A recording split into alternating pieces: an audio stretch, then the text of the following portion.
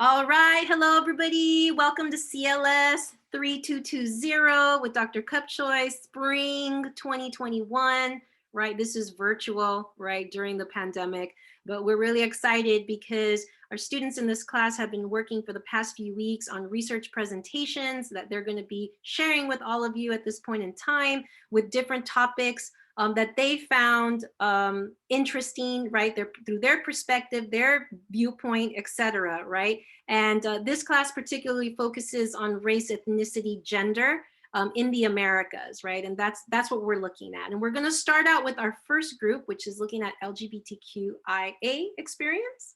So we'll go ahead and hand it over to them.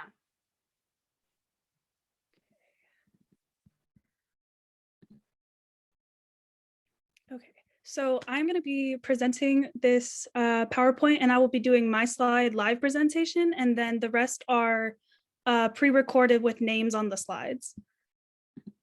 All right, so we are the group who did Latinx LGBTQ plus lives.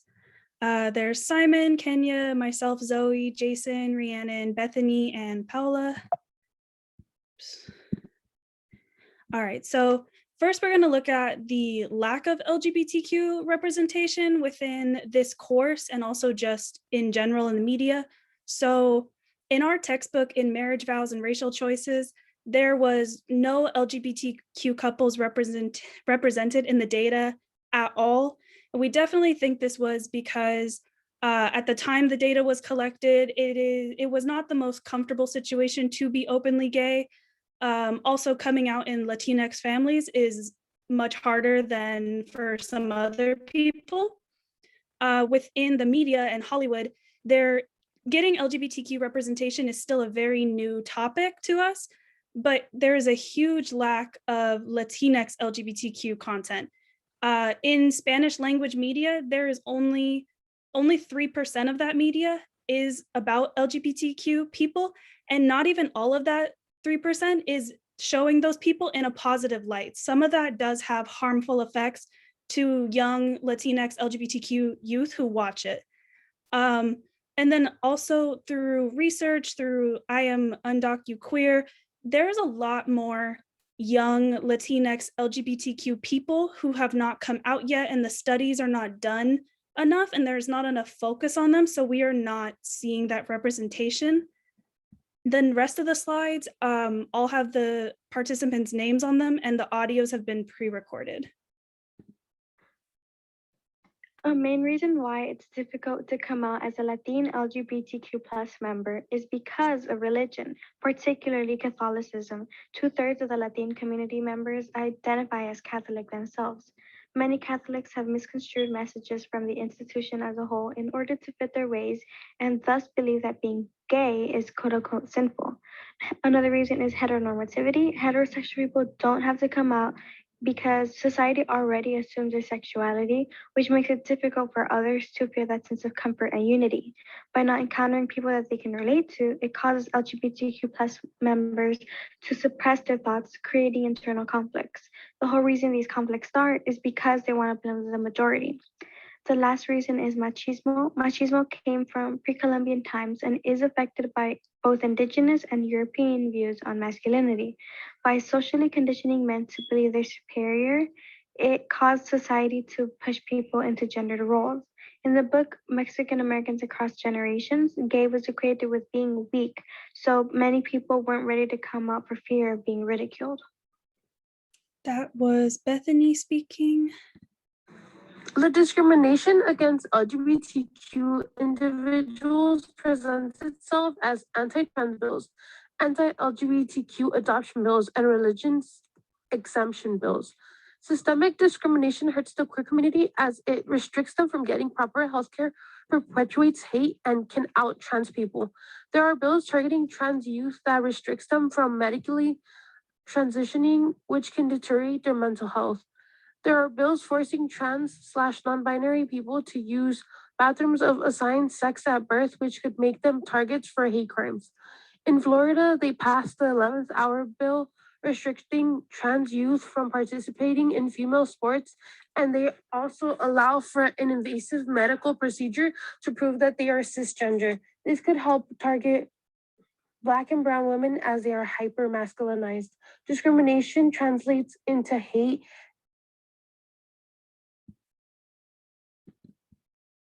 In 1969, the solicitation of homosexual relations was an illegal act in New York City. On June 28, 1969, police violently raided the Stonewall Inn, a predominantly gay bar in Manhattan, New York, and proceeded to roughly haul employees and patrons out of the bar. Fed up with constant police harassment and social discrimination, this led patrons to fight back rather than disperse. This led to rioting outside the Stonewall Inn that occurred for days. Soon, Stonewall became a symbol of resistance to social and political discrimination that would inspire solidarity among homosexual groups for decades. It was also an impetus for a new generation of political activism, such as the Gay Liberation Front and the Gay Activist Alliance. The event sparked the formation of scores of gay rights organizations, including the Human Rights Campaign, GLAAD, which stands for Gay and Lesbian Alliance Against Defamation, PFLAG, formerly known as Parents, Families, and Friends of Lesbians and Gays, and Queer Nation. On the one-year anniversary of the riots on June 28, 1970, thousands of people marched in the streets of Manhattan from the Stonewall Inn to Central Park, making this America's first gay pride parade. Lastly, because of the Stonewall Uprising, June is now known as Pride Month for the LGBTQ community. Controversy with Latinx. Most people who use the term are open about gender nonconformity. They look for opportunities to be politically progressive, and they look for opportunities to be inclusive. In the 80s and 90s, some Chicano and Latino feminists felt uncomfortable with the masculine term. The idea to find a more gender-neutral term took shape. Latinx is not a new term, but rather a term that the younger generation has more commonly used in more recent times. Latinx is a term that is used to be more inclusive, giving the people the freedom to identify however they want.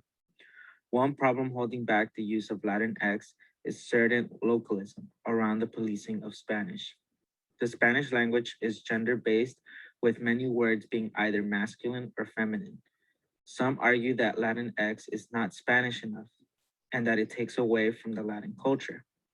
This leaves with many to believe that people are trying to change a fundamental part of the Spanish language by trying to use Latinx.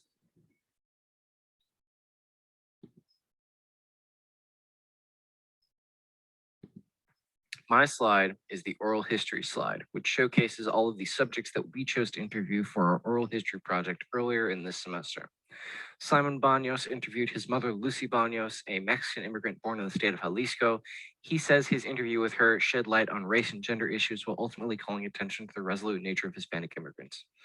Kenya Carrillo interviewed her mother, Oralia Carrillo, who is a Guatemalan immigrant that left her hometown in hopes of building a better life for herself, and believes that her mother remained a strong, willful individual in the face of discrimination, racism, and poverty, and has taught her valuable life lessons. Zoe Healy Crowder interviewed her friend Edgar Ramirez, whose parents are immigrants from El Salvador. Edgar is the youngest of 9 children and was the one in the family born in the United States. He grew up in extreme poverty in South Central Los Angeles his entire life, but he made it through college and was a first-generation graduate in 2020 from California State University, Los Angeles. Jason Montiel interviewed his aunt, Isabel Garcia, a Mexican immigrant who came to the US at the age of 5, who was forced to leave school and raise her siblings on her own with little help from her parents. Jason says she had endured and sacrificed so much living with her oppressive parents who treated her as a personal maid. I interviewed my friend Nico Navoa, whose mother is a Mexican immigrant and whose father's family immigrated from El Salvador just before his father was born. He has, according to him, lived a middle-class lifestyle and was always on track to get a higher education, but still holds leftist politics rooted in his ethnicity and sexuality. Bethany Sosa interviewed her grandfather, Daniel Barrios, who was born in Guatemala. She says he was able to overcome his own toxic machismo mentality that was pushed on him at a young age, and despite facing racism in a new country, was able to become the person he wanted to for his family and himself. And finally, Paula Tavares interviewed her mother, Mirelia Carranza, who goes into detail of what her life in the US has been and the difficulties of having crossed the border twice as a child. She also discussed her difficulties of obtaining citizenship, even after being in the US since she was that young of an age. So for the cultural product aspect of this project, we actually decided to create a zine that features important Latinx LGBTQ icons. Our zine is a unique collection of photographs and messages that really allows us to highlight the struggles, achievements, and overall stories of each icon. Each of us chose an icon whose story we felt needed to be highlighted. We felt it was important to represent these individuals who have spoken out on behalf of their communities. Our goal is that our zine will educate future generations on Latinx, LGBTQ issues, and history. We chose a zine because it really allows us the creative freedom to do whatever we want to convey our messages and our thoughts. Each image we created is different and full of color and, of course, important messages. In our zine, we highlighted Orlando Cruz, Sylvia Rivera, Gloria Anzaldúa, Chavela Vargas, Jose Julio Saria, Jenicet Gutierrez, and Pedro Zamora.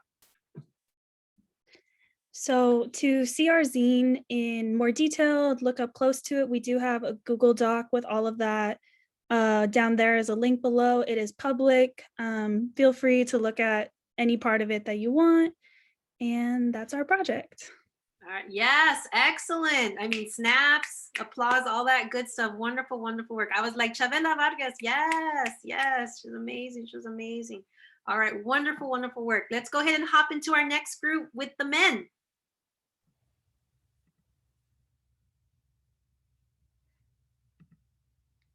Okay, coming right up.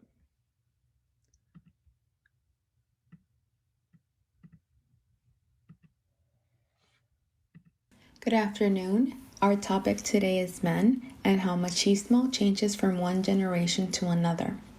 Presentation was done by Maria Rosales, Johnny Hung, Marlene Tucker, Miguel Fernandez, Carla Osorio, Booker Harp, and Brenda Munoz.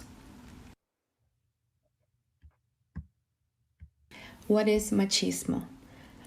Machismo is a popular stereotype term with negative characteristics that have become synonymous with Latino men.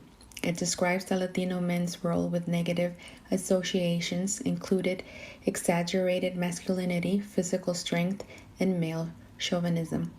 Most women in a Latino household believe in male dominance and want their men to be strong and to protect them. We will be discussing how machismo manifests in first, second, and third generation Latino men and how women enable machismo in raising children. Hi class, I'm going to talk about first generation gender roles in macho men. So macho men are accustomed to run the house and the wife is to be submissive at all times. Macho men hide their emotions by drinking alcohol, and that's how they show their manliness. Macho men tend to not want the children to go to school. Like they also are very authoritarian in what they do. Another thing that machistas believe is that the men should not cry, especially children. My father used to tell my brother whenever he would cry, he would say, "Los hombres no lloran," men don't cry. Machista men also don't believe about education. First generation Latino men emphasize the importance of education as not important. They lack their interest for the children to go to school. Machismo within second generation Latino American parents still plays a vital role because machismo is passed down along generations through traditions, religion, and cultural habits. Many second generation Latino American parents struggle with internalized misogyny. However, they are more aware and open-minded, which is why so many have broken the cycle of machismo and have created healthier environments that promote equality. According to Vasquez, this means that many men have decided to be more communicative, approachable, and loving with their children. They rethink and rework machista gender ideologies and practices to create harmonious relationships. Women especially have played an important role in dismantling the machista roles within relationships and parenting by demanding a more equal partnership and parenting dynamic. Also choosing partners who, although might have never lifted a finger, they are still inclined to treat their partners as equals, like Martha Romero stated for the LA Times. Parents are more involved in their children's academic accomplishments as well, and they are more likely to encourage education first over marriage. They also have open communication to the best interests of their children, and second generation Latino American parents instill old traditions, but are more aware of newer ones, promoting open-mindedness and less toxic masculinity. Today, I'll be talking about the generation machismo of both gender roles and raising children. The machismo ideology and culture has decreased after each generation, especially due to the exposure of American culture and moving away from the Mexican culture. Basically, the term thin attachment of making a conscious decision to abandon the machismo practice. So overall, each generation of machismo is decreasing and gender equality is becoming much more normalized. Moving along to raising children with machismo. Due to adaptation in the US culture, there are more Mexican Americans using the egalitarian practices with gender roles and raising their children. Therefore, moving away from being a machismo. And what egalitarian means is that believing in the principle that everyone is equal. Also, third generation men and women does not want their child to develop fear from their father because of being a tyrant or basically the form of machismo characteristics. There are ways to show resistance and empowerment against machismo. First, to show resistance, one can stop trying to be macho by reproducing archaic masculinity that attributes as violence, dominance, aggression, and toughness. Another way is to learn to accept vulnerability. This will result in being more empathetic to yourself and others. As for empowerment, we can bring awareness about how machista comments could be harmless. Another way to combat machismo is by being willing to speak up about it to family members who perpetuate it. Oral histories. Juanita Herrera immigrated from Honduras in 2018 in search of a better life, escaping poverty, abuse, and lack of resources and education for her children. She started in poverty and now lives a middle-class life. Zaida Munoz Peters was born in El Salvador and brought to the U.S. at the age of 11. For Zaida to survive and succeed, she needed to assimilate to the U.S. Her resilience led her to help and support people who are struggling to adapt to the U.S. way of life. Berta Fernandez was born in a rancho in Michoacan, Mexico. Since she was the firstborn female, she left school in the 4th grade to help her grandmother raise her other siblings. She gladly helped her mother and learned how to cook and provide for others. Ishmael Perez is a second-generation Guatemalan American who grew up and resides in Los Angeles. Growing up, he experienced bullying due to his skin color and sexuality, but also found solidarity with people from different walks of life. He is a very mentally strong and compassionate person. Angelica Medina Tucker was born in Mexico City and immigrated to the U.S. in 1984 in search of a better life. She ended up in an interracial marriage where she faced discrimination from her own husband because he was white and they had many cultural differences. Maria Osorio was born in Guatemala. She was born into poverty and did not have any form of education. She endured poor conditions, machismo, and physical abuse due to alcoholism. She eventually overcame it when she moved to America and made a great life for herself. Angelina Mesa was born and raised in Los Angeles. A first-generation Mexican-American, she grew up in poverty, sharing with over 8 people in a single household. Growing up in a Hispanic community, she never experienced any dramatic racism or discrimination, except at home she was taught that a woman had to be a housewife. As an adult, Angelina resisted her gender role and became a self-made businesswoman. The cultural product consists of an advertisement for a pill that will make a macho man into a man who has more of an egalitarian role towards his family. This new man shares the responsibility of the house chores, such as washing dishes, vacuuming, and helping out with the kids. One of the themes in the advertisement is the physical and verbal abuse that women and children have had to endure from a machista man. This form of physical violence is not uncommon and continues to be a problem all throughout Latin America. Men afflicted with machismo not only hurt themselves psychologically, but those closest to them. The suppressed anger that has been intergenerationally passed on leads men to respond in an angry way that results in poor mental health for the entire family system. The group collaboratively chose this illustration and came up with a pill that will magically cure all the ailments associated with this torturous disease. We wanted to expose the reality of machismo in our advertisement and, of course, the far more damaging effects that it has on the psyche of both gender roles. Hence, The Gen Equal pill was developed, which helps men treat their machismo and live as harmonious, loving husbands and fathers.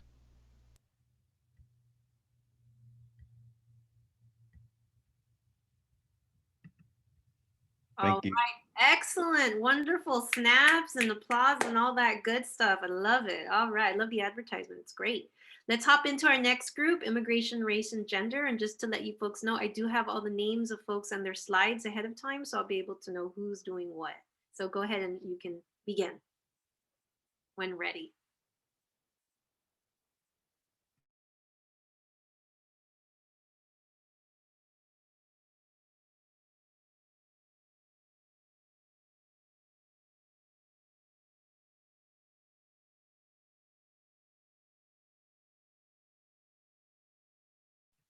And we are not hearing any audio. I don't know if we're supposed to be, but we're not hearing any audio. If you don't have it turned on in your settings, you have to turn on sharing audio along with sharing video. Just so you know. It's a little checkbox in the bottom of the screen when you go to share screen.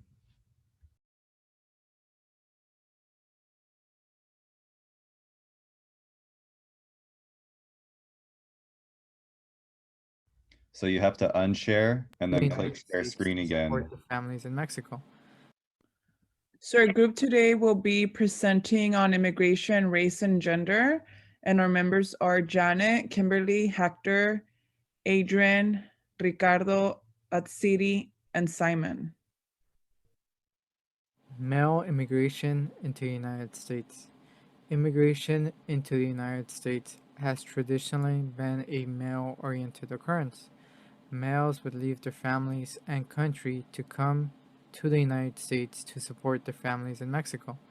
Legal migration, as seen on the graph, slightly favors females compared to the male migration. It causes more illegal migration by males. Many people die while crossing the border. They are made to go days without food or water while crossing the desert. In the book The Distance Between Us, Carlos wasn't helped when there was a helicopter over them. Instead, his father left him to run for himself even though he was 10. So it definitely shows that men are made to be stronger and they are pushed harder than females in Mexican culture. Immigrant women in the Americas. Unlike movements that have brought awareness and spotlighted sexual harassment, such as the Me Too movement, immigrant women who cross over live in the shadows of such movements. Not only are the majority of these cases go unreported, but sexual assault among these women has become a part of the journey to crossing over. Statistically, 80% of women and girls crossing into the US by way of Mexico are raped during their journey. Rape cases among these women go unreported due to fear of the stigma that comes with it. Some of these women don't have the money to pay their smugglers, so sex is also being used as a form of payment. Many of these women and girls who leave their homeland is due to fear of being raped, to only be confronted by it on the journey over. In the book Distance Between Us by Reina Grande, we see an example of inappropriate sexual behavior by one of her family members, that her tío Crece asked for a kiss in exchange of money. Race is a socially constructed ideology constituted by hierarchical systems that deliberate superiority and marginalization. For example, lighter skinned Latinos who have perceived privilege and access are more likely to self identify as white, while darker skinned Latinos who have experienced more discrimination are more likely to identify as Black or promote a separate Latino racial category. Most cases, this generates what is called a thin attachment. Individuals are driven to deliberate, unintentional decisions to distance oneself from the Mexican community or their communities. The book, Mexican Americans Across Generations, Immigrant Families, Racial Realities by Jessica M. Vasquez describes the following. Both skin color and last name mark not only who gets perceived as Mexican American and who does not, but also who is more likely to self-identify as Mexican American.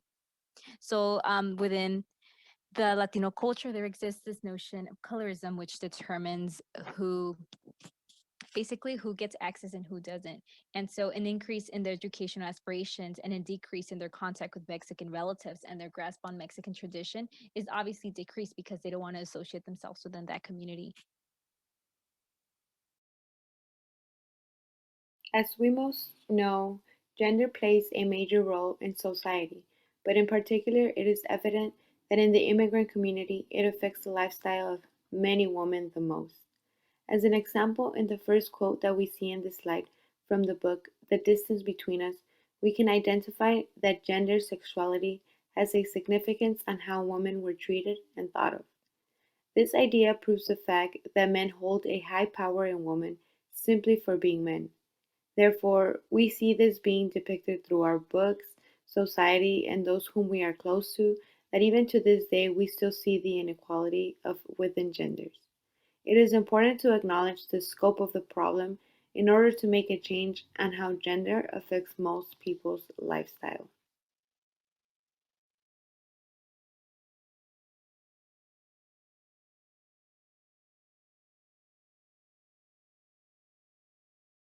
The first meme shows how on the other side of the wall located at the border, there is only open space. This meme is symbolic and represents how the United States is the land of opportunity.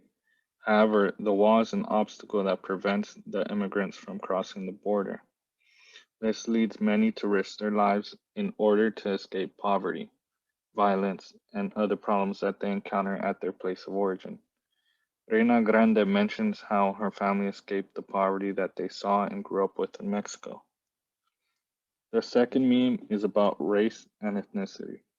It depicts how the color of your skin does not depict your nationality. In the readings, we see how some of the people who are Mexican are not viewed as being Mexican due to their skin pigmentation, facial features, and the language that they speak. I meant to create and use these two memes as one. I want to depict the quote-unquote traditional gender-based family roles in conjunction with the machismo and patriarchy system that are brought along by not just Hispanic but many other immigrant groups when they start to settle to live in the United States. Usually, women and moms are still obliged to be submissive to men and father. Sometimes they cannot work or earn money, and they are required to take care of household chores, of course including cooking 3 meals a day. So generally, they are more than 8 hours a day and 7 days straight. So I guess to many, they are even worse than a job. I want to refer to my groupmate's quote by Jessica Vasquez on page 172. The Mexican American immigrants in my sample arrives in the United States with little grade school educations. Some of the women wanted more education but were prohibited by their patriarchal husbands. The following two slides are our group members' oral history summary. Due to time constraint, we will only go through them briefly, but we are more than happy to share to you later.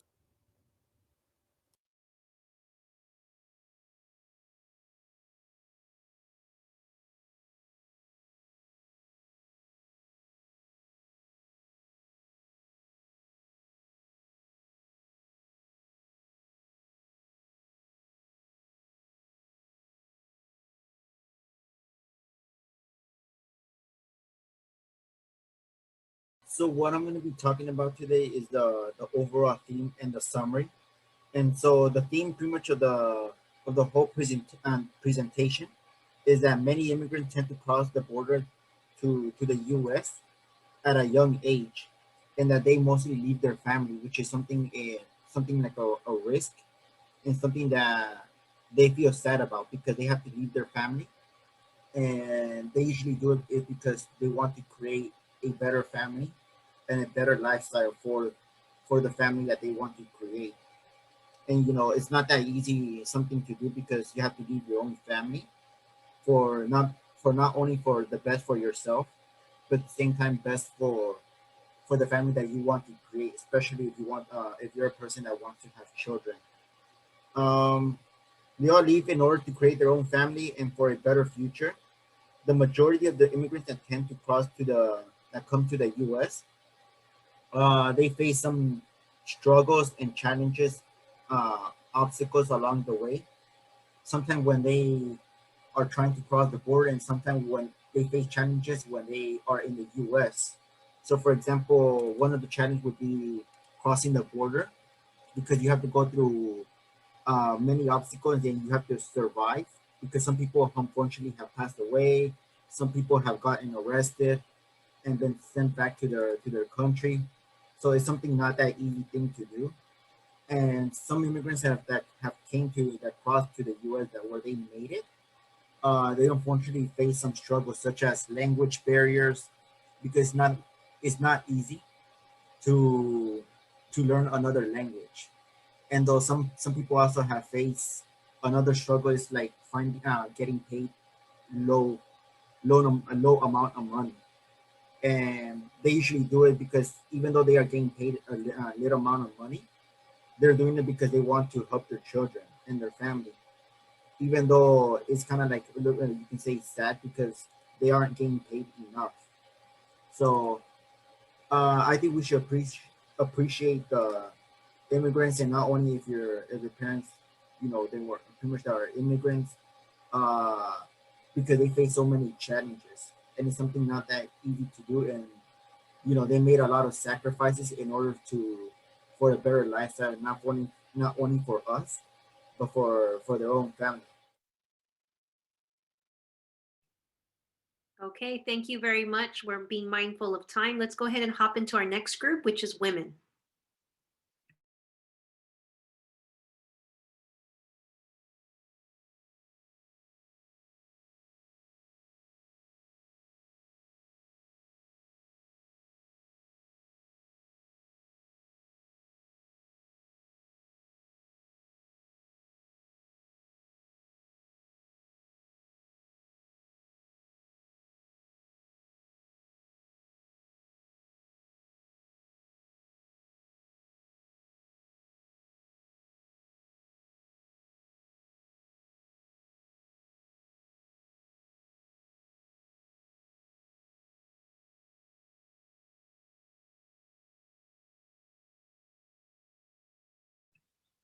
Sorry, we're not receiving audio. I don't know if it's playing yet.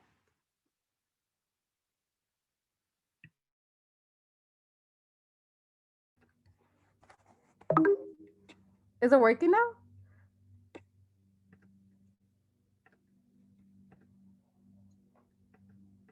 Marrying for social status, economic gain, or love is true today as it was back then.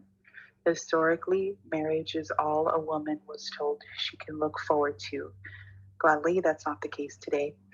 And this was to be her greatest accomplishment in life. A woman's role in marriage has changed over time. We are starting to see more and more women working instead of being stuck in the traditional roles that was told that she was allowed to stay in. As discussed in class, interracial marriages are seen as a positive or negative thing depending on the race. We saw examples of women bringing home white men and the family seeing that as a positive thing in regards to her social status. We also saw examples of a woman bringing home a Black man, and that was seen as a negative from her family. Some examples in the book, Marriage Vows and Racial Choices, give examples of how women chose outside their race because of overbearing fathers. It's positive to see how women are taking a stand and choosing their outcome in marriage. They are choosing to break taboos such as divorce, and whether it's no longer tolerating infidelity or abuse, she's redefining marriage on her own terms.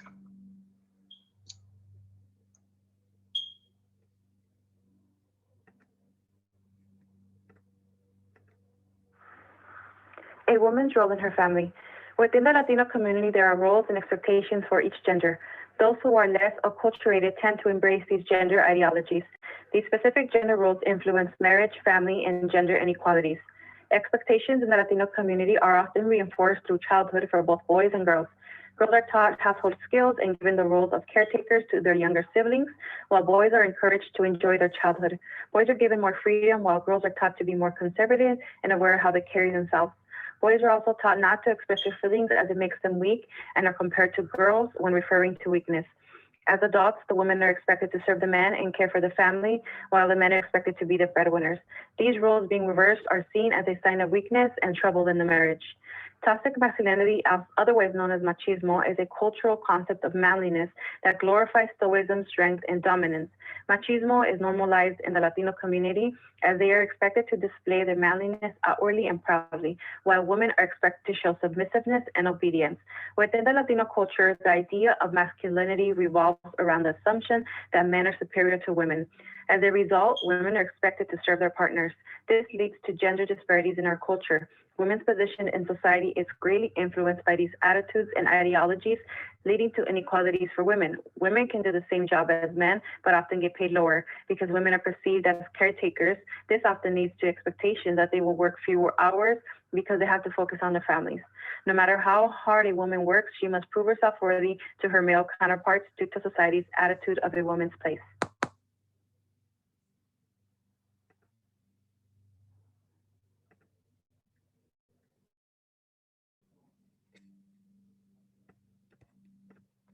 Colorism is a discrimination or prejudice against a different skin color, usually someone who's dark skinned, among people of the same racial group or ethnic groups.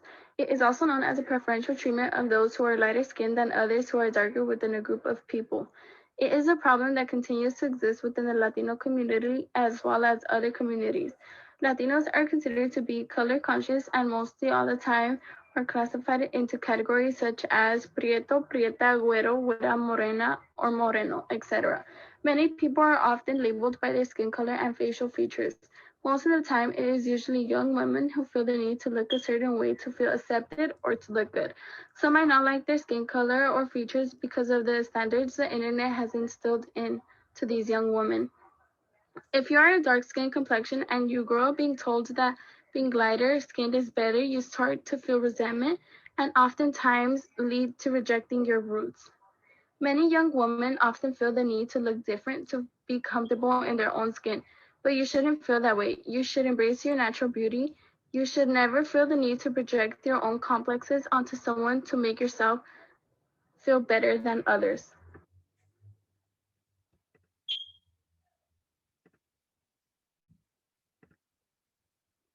Moving on to the hypersexuality of Latino women in the media. So this is a common notion that's seen in mostly every media outlet, more specifically in Latino women, which has been normalized in most TV shows. It's embedded in the lyrics of the music we listen to. And, you know, a lot of us grew up with the same shows, so I think we all understand when I say that there's a lot of stigma around a Latino woman being sassy or perhaps spicy. I maybe some other words could to describe a Latino woman is affectionate or even erotic.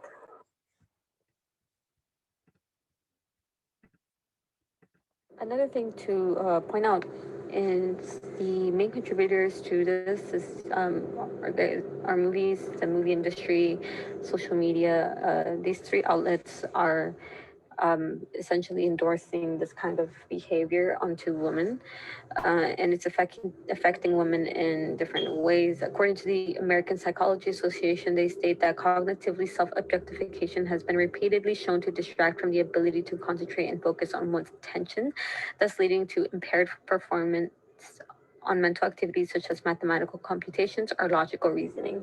So in that claim, the American Psychology Association is stating that not only is this dangerous for, you know, how women are being treated in society and projected in the media, but it's also dangerous to them mentally.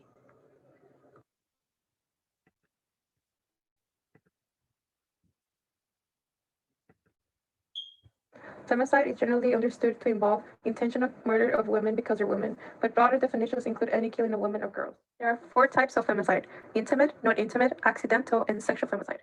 The most common types of femicide in Latin America are intimate partner femicide and non-intimate sexual femicide. Femicide is a consequence of gender inequality, society structures such as patriarchy, impunity, and institutional violence, also machismo, drug and human trafficking, organized crime, gangs, domestic violence, and poverty. Most cases of femicide are committed by partners or ex-partners that involve ongoing abuse in the home, threat or intimidation, sexual violence, or situations where women have less power or fewer resources than their partner.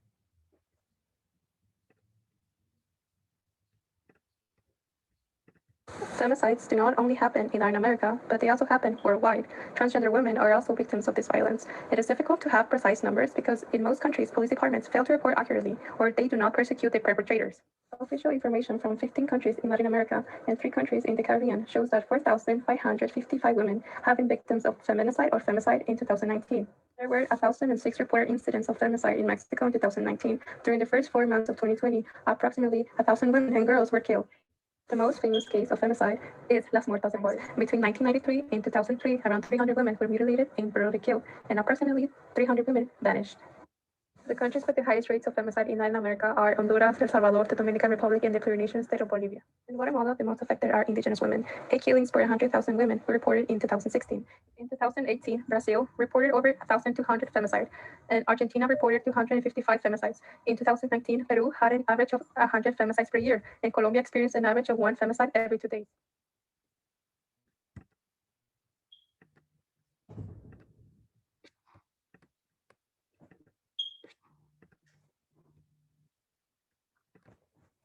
Andrea Ortiz interviewed her mother, Berenice Diaz, who was born in Juarez, Mexico, and persevered through challenges such as an abusive husband, balancing work, and being a single mother. She experienced discrimination at work and still received her bachelor's in graphic design. Sarah Gonzalez interviewed her grandmother, Margarita Castillo, who was born in Mexico and was raised by her grandmother while her mom left to the United States for a better opportunity. She eventually joins her in the US and raises a child of her own alone. She grew into a strong, independent woman through many obstacles and challenges. Ruby Alvarado interviewed her mother, Mercedes Alvarado, who was born in Guerrero, Mexico. She took on working responsibilities at the early age of 8 to provide for her family. She married and had 4 children, the last child which had medical conditions that pushed her to move to the US for better opportunities.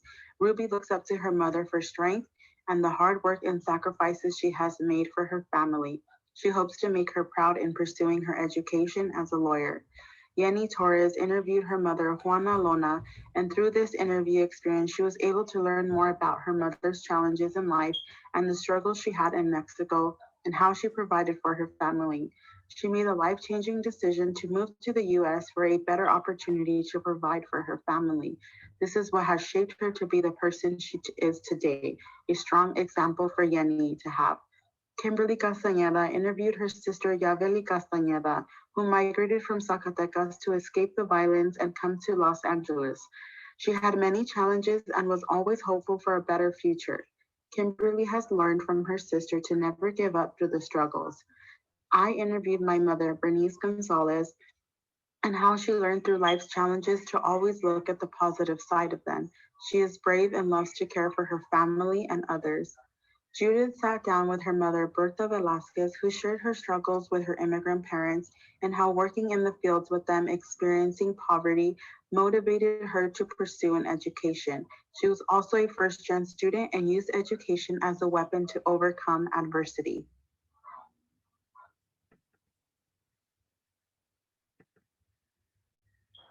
For our culture product, our group decided to do Latinas who inspire us. Andrea picked her mom, Berenice Diaz, because she's a strong woman who never gave up, although she was in an abusive relationship.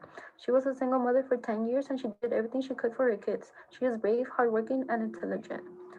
Sarah chose her grandmother, Margarita, because she is a great example of a strong, independent woman. She is an inspiration to others and leads her family by example and by faith. She broke tradition and made her own way to the US despite the odds against her. Kimberly chose her mom, Maria, because she is a loving, caring, and supportive mother. She looks up to her because of her unconditional love, support, and guidance she has given her. Yenny picked her mom, Juana Lona, because she is her role model. She is so kind and humble. She is the definition of a hardworking woman who would do anything for her family. Ruby chose her mother, Mercedes Alvarado, because she is a very strong woman who had a rough journey coming to the US, but she remains strong for her family. She is grateful for all the sacrifices her mom made, therefore, she is the reason she wants to become a lawyer. Noemi chose her mom, Berenice Gonzalez. She looks up to her because she is always looking at things with a positive attitude. She has been through a lot, but Noemi admires her strength and humbleness. Judith chose her mom Berta because she is an inspiration to her because she is a first generation Mexican American woman. She has overcome many obstacles that come with being a minority in the United States.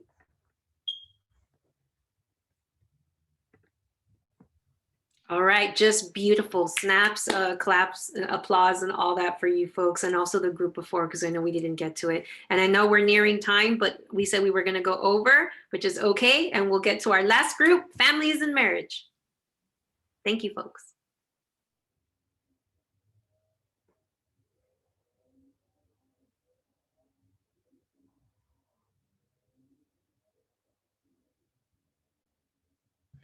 Hello, everyone. My name is Camilo Revelo, and we'll be going over families and marriage.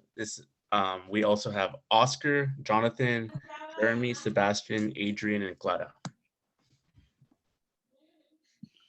Okay, so the general history and overview of families and marriage is that traditional marriages entails a man and a woman that each have individual and specific roles that they must follow. In other words, a nuclear family.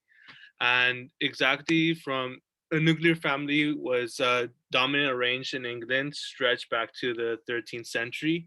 Rather than remaining in or marrying into a family home, as was in Southern Europe and most parts of Asia and Middle East, young couples in England were expected to establish their own household. And many cultures have taken in this way of living up to like our present day, 2021, that things have begun to change. So over to Oscar. So here we have intermarriage. Intermarriage is pretty much between two people of different racial, ethnic categories, religion, or caste systems that are marrying each other and assimilating their cultures and family relations together between their family, commonly changing what they believe in.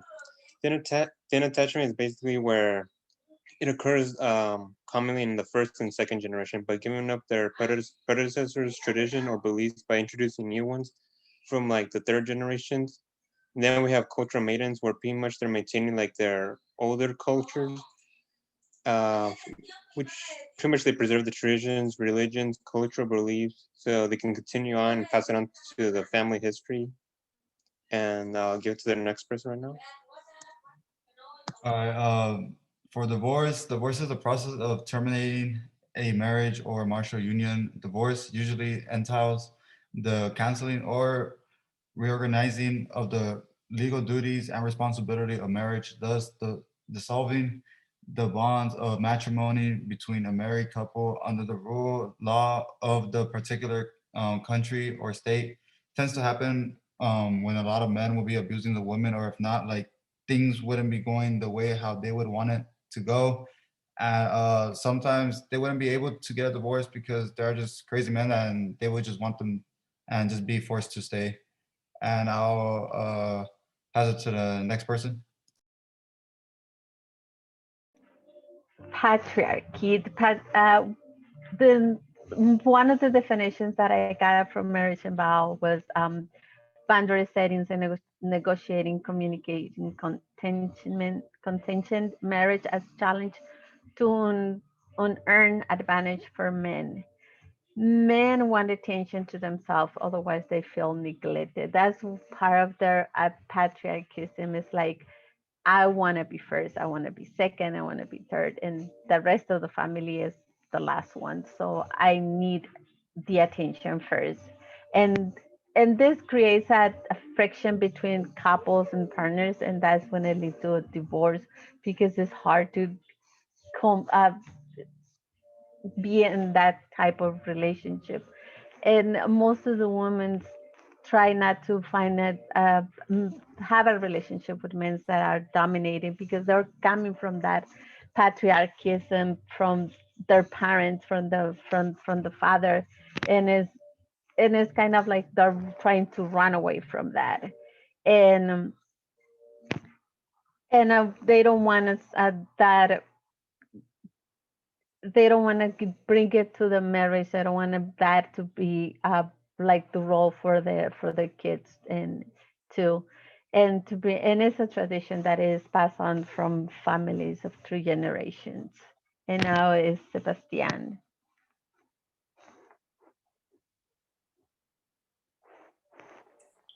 Okay, merit, religion. I defined it based on the reading as is a great part of life.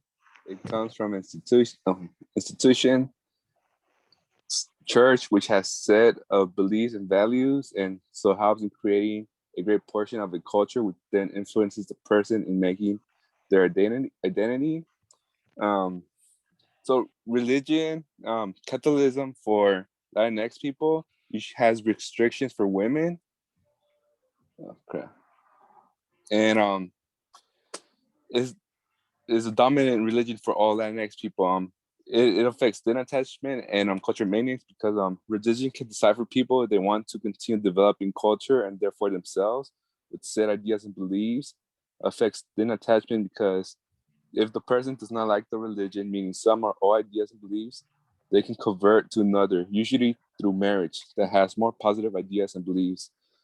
This leads to thin attachment, but culture maintenance is decided by the previous generations and how strongly they have taught and influenced their children, which can be maintained even in intermarriage. Then I'll pass it to Camilo. Okay, so next we have intergenerational shift in culture. Intergenerational means like relating to, involving, or affecting several generations. And we have the first generation, second, and third ones that we're focusing on. And as families assimilate within the United States, culture begins to change. Cultural change happens for a variety of reasons: acculturation, assimilation, rejection of host or the native culture. Vasquez's book states that a lot of families didn't want their children to marry within their culture due to stereotypes and their own past experiences. And as generations progress, less and less of the home country's values and traditions are retained, unless there's an active effort, which is cultural maintenance.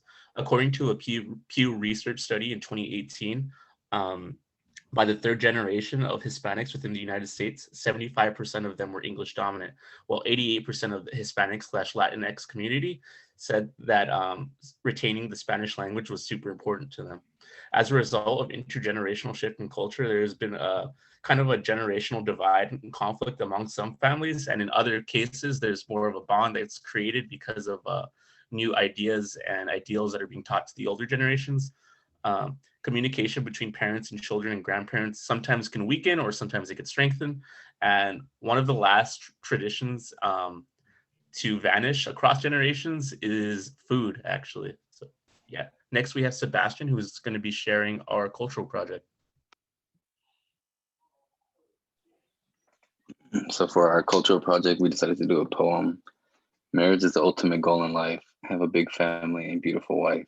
However, in marriage, there are many layers, which can cause you to say your prayers. Do you want someone the same race as you, or is there the other motives you pursue? Does religion play a factor in who you choose, or do you care more about them, not their views? Would you endure the patriarchal way of living, which is a lifestyle that can be unforgiving? Whose cultural beliefs will be upheld? Without discussion, danger is spelled. All of these traits should be thought of beforehand, or chances are the marriage will be canned, which is why the divorce rates are so high. Next thing you know, you're left high and dry. Marriage is not a walk in the park. If you assume so, you'll be left in the dark, which is why they are left for that one true person that no matter what could not make life worsen. So don't go rush into anything or like a bee will sting. Just wait for your time to come so you won't look dumb. Now for the final thought. Oh no, time right now. That's the end of the plot. And this is our oral histories. I interviewed my father and learned about the struggles and experiences faced in the country. I interviewed my mom. She was an immigrant from Guatemala, and what I learned from her is back in her younger years, she pretty much called the world being a peaceful and healthy time. But compared to how it is nowadays, it's gotten darker, and pretty much she hasn't faced discrimination in Guatemala, but here in America she has, where she has like American white people looking at her like giving her like a strange looks, or like they don't like her at all. So it offends her. Next person. I interviewed my father, an immigrant from Mexico, and I learned all the hardships he faced in Mexico and here in the United States, just for us, his children, to have a better life. I interview my neighbor and friend, an immigrant from El Salvador. That what I learned from her is that struggle that she went through with her two marriages, the level of disrespect that she has to endure for so long to keep her family together. I interviewed my grandfather, who was an immigrant from Mexico. Antonio was a hardworking man who raised a family of 6, and despite all odds, managed to live the American dream. Along the way, he reevaluated his own culture in order to create a healthy environment for his own 4 daughters. I interviewed my mother, an immigrant from Puebla, Mexico. What I was able to learn from her were life lessons and challenges that people like us have to someday go through in life. Uh, Her life story is something I admire about her, because being a woman back in those days wasn't easy, especially a Mexican woman. And listening to her story and the struggle that she went through, it's inspiring to me. I interviewed my dad that is coming from El Salvador, and now I see why I should be grateful for what he has done for us, and that I didn't need to suffer the way he suffered, and the types of things he needed to do for him to be successful. And here are references. Thank you. All right, excellent. Well, let's give snaps, claps, right? Applause, all that good stuff to this group and to all of the groups, right? As you can see, there was a lot of research and so much information, right? Well presented, each one of you. The cultural products were amazing, right? Very, very well thought out. And so congratulations to each and every one of you for wonderful work.